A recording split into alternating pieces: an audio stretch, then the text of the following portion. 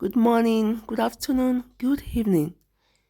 You're welcome back to Juicy Fresh Corner, and I'm here to fulfill my promise to show you how to make a fresh pizza sauce. I made two promises and I already fulfilled one, so this is the second one. And let's get started. So I'm going to be using fresh tomatoes. We have juicy tomatoes here. I love it. So give your tomatoes a little cut round and put in boiling water, boil for about 15 minutes. And depending on how soft or how hard your tomato, this one is a bit tough. So I left for about 15 minutes, and then you can see the skin already separating. And then I'll bring it down from the stove and cool it with cold water. So here I'm preparing the spices I will use to prepare the sauce. This is garlic. I'll use garlic, onion, and this basil leaf. Very nice. It gives your meal a very sweet aroma and a unique taste. So I'll chop my garlic into small pieces as much as I can, and the same thing goes with the onion. I'll chop it well, and I always desire to use beef for my pizza sauce. I've tried it over and over. I've tried using chicken, and I prefer to use beef because there's this unique taste I get from beef. You can use anyone you desire. It's optional. You can use beef. You can use chicken. You can use fish. You can even use any protein you desire. Rabbit meat, whatever protein you desire, you can use it for your pizza sauce. So, and I will always go for the lean meat because it's not good to consume animal fats. Majority of those fats are not healthy. I see some people go for, when, for example, they want to buy soya, they go for the fats. It's not healthy. Avoid animal fat as much as possible. So I'm cutting my basil leaf. Basil is very good. It gives your meal a sweet aroma and a unique taste. Along with this green pepper, I'll be using it to prepare my pizza sauce. And I'll go ahead and also cut my beef into pieces. I will slice it. My processing blender is not here, so I'm going to be using my knife to chop it, and it's easier to do it maybe at wherever you buy the meat from. They can help you to make it minced, but I prefer to cut myself. I can remove, in case there's any fat, I can remove it. And here am I removing the back. It's already cooked, so I'm removing the skin of the tomatoes.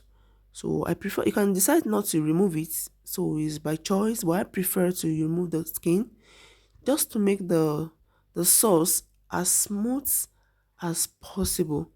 So I'll take off all the skin, and I'll remove any, I won't allow any juice to be to be wasted. I'll make sure I scrape out all the juice on the skin, and I'll blend some and just cut some.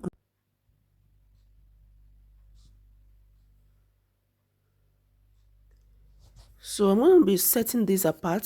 I won't blend everything.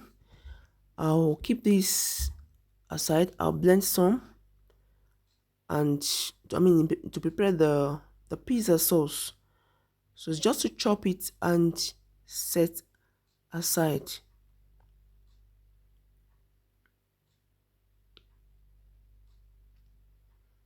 I just prefer to use fresh tomatoes for everything I do, even for to cook my jollof rice. I don't use tin tomatoes. I don't like the taste. So everything I do, I prefer to use uh the fresh one. So I'm chopping my beef into pieces now.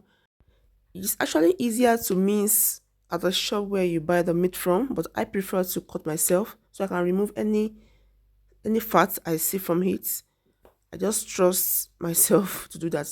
So I don't trust them because they might mix everything together So I want to do it by myself. And then this is me. I'm starting to prepare the sauce, starting with the with oil, a little vegetable oil. You can use olive oil, and I go with garlic first, and then onion. I fry it a little, and then I'll drop in the beef, the minced meats, and begin to stir. You just watch it, you see the color change. It's just to show that it's getting cooked, and you give it some time, keep stirring, and try as much as possible to use a non-stick pot, because if you use the one that will burn, you will not enjoy it at all. So you keep stirring, and along you add all the necessary spices. Uh, the You can add all the available spices you have. So keep stirring and allow your meat to cook well, because so it won't be tough when you're going to put it on your pizza. So you have to give it time to cook well. So I'm adding the chopped steamed tomato now, and I'll keep stirring, and then add the blended one also. Give it time to cook as well, and add the available spices. I already gave my meat enough time. At least I kept stirring for almost like about 20 minutes. I give it time to cook well, to make it soft enough, so that when you're eating your pizza, you won't have to be throwing out meat, because the meat is a bit tough and you can't chew it and swallow. So give it enough time to cook well before you add your tomatoes.